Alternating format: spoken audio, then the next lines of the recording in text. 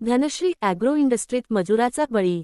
गरम गुळाच्या कढईत होऊन 35 वर्षीय मजुराचा मृत्यू, मालकाची उडवाउडवीची उत्तरे पोलीस तक्रारीच्या प्रतीक्षेत.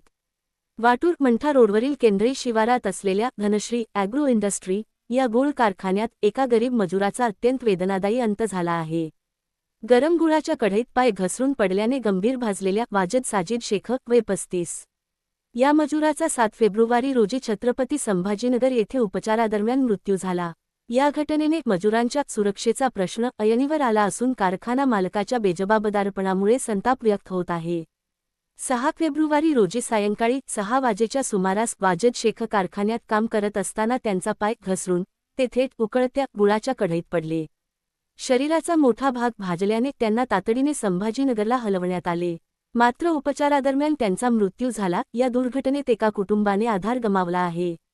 न्याय की बुलंद आवाज न्यूज नेटवर्क यांचे प्रतिनिधी यांनी या घटनाची माहिती धनश्री ॲग्रो इंडस्ट्रीत दौलत शहाणे यांना विचारली असताना मालकांनी उडवडीचे उत्तर दिला आहे. समोरून विचारून बोलतो कुठे घडली घटना असे दौलत शहाणे यांनी फोनद्वारे सांगितलेलं आहे. या घटनेमुळे अनेक प्रश्न उपस्थित झाले आहेत. मृत मजुराचा इन्शुरन्स विमा होता का? त्यांना उत्तर प्रदेशातून महाराष्ट्रात कोणी बोलावले होते? मृत्यूनंतर त्यांच्या 2 लहान मुलांची आणि मुलीची जबाबदारी कोण घेणार असे प्रश्न नागरिक विचारत आहेत. तसेच उर्वरित मजुरांच्या सुरक्षेचे काय आणि मृताच्या कुटुंबाला आर्थिक मदत कोण देणार असेही प्रश्न विचारले जात आहेत. प्रशासनाने या प्रकरणाची दखल घ्यावी अशी मागणी होत आहे.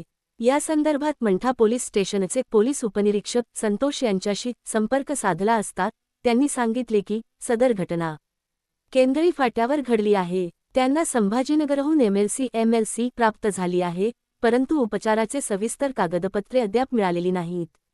तसेच अद्याप कोणतीही अधिकृत तक्रार दाखल झालेली नाही. तक्रार प्राप्त होताच पुढील कायदेशीर कारवाई केली जाईल.